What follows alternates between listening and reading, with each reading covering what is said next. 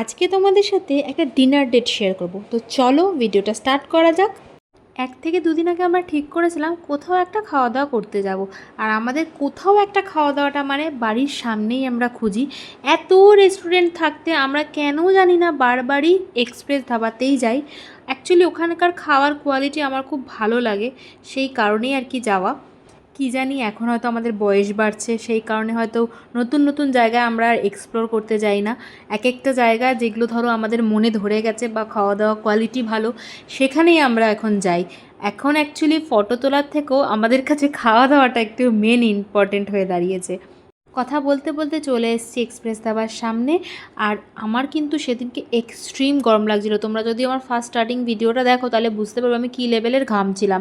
যদি বা বাইকে এসেছি অতটা কষ্ট হয়নি, আর বাড়ির সামনে যেহেতু বাইকে আমাদের হার্ডলি 10 মিনিট লাগে, কি তার থেকেও একটু কম হবে। অ্যাকচুয়ালি এটা ভদ্রেশ্বরে রয়েছে আর আমার বাড়ি হচ্ছে বৈদ্যবাটি, যার জন্য কোনো একটা অসুবিধাই হয় না। আর আমি কিন্তু তখন ঢোকার সময়তেই সুরজিৎকে বলে দিয়েছিলাম বাইরে আমি আজকে বসতে পারছি না, বাইরেও সিটিং রয়েছে কিন্তু আমি ওখানে বসতে পারছি না, আমি বসবো ওদের এসি রুমটাতেই। মানে আমার এতটাই কষ্ট ছিল, সেদিনকে প্রচণ্ড গরম ছিল। তো যাই হোক পৌঁছে গেছি, আর দেখো এখানে দুজনেই আমরা ঘাম মুচ্ছি, এতটাই গরম ছিল সেই দিনকে। একটুখানি বসলাম আর এখানে আমি লাইট সেটিংগুলো দেখছিলাম যে দুদিক থেকে আমার লাইট আসছে, ওই জন্য এরকম করছিলাম।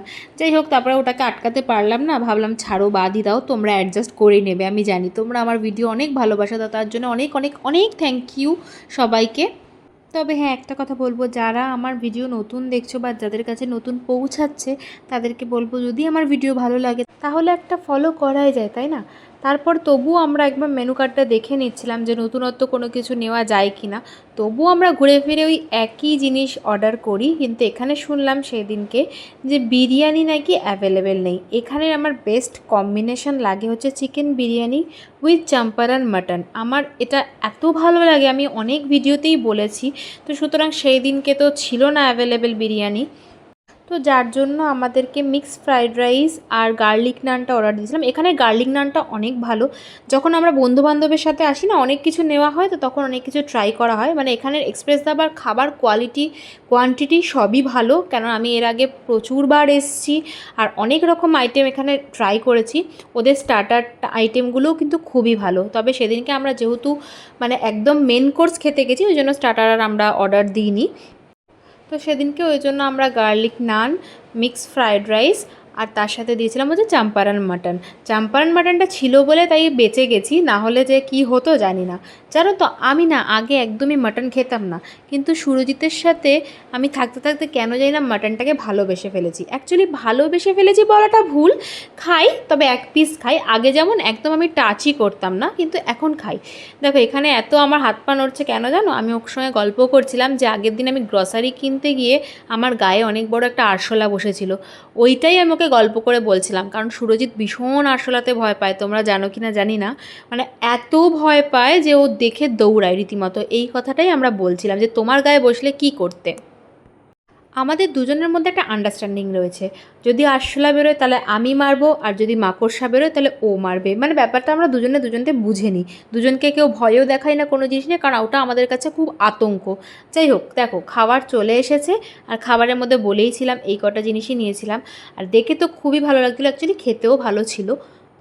আর আমাদের সার্ভিসটা খুব তাড়াতাড়ি দিয়েছিল, মানে অনেক তাড়াতাড়ি আর কি, অর্ডার করার কিছুক্ষণের মধ্যেই আর কি খাবারটা চলে এসেছিলো। এই জিনিসটা আমার এক্সপ্রেস ধাবার খুব ভালো লাগে, মানে বেশিক্ষণ ওয়েট করতে হয় না। আমি এর আগে যতবারই গেছি আমাকে খুব একটা যে ওয়েট করতে হয়, অন্যান্য রেস্টুরেন্টে আমি 1 ঘন্টারও ওয়েট করেছি, তো সেই রকম কিন্তু ওয়েট আমাকে এখানে কোনো দিনই করতে হয়নি। মানে খুবই ভালো আর কি এই সার্ভিসগুলো।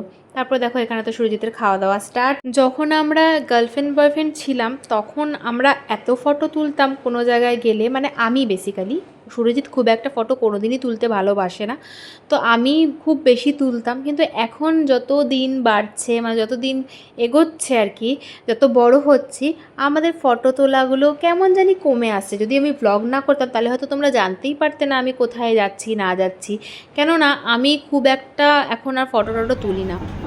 মনা ওটা তোমার বসার নয়, ওইটা তোমার বসার নয় মনা, না না না মনা মনা পড়ে না যায়। এই রে না পড়ে যাবি না তো?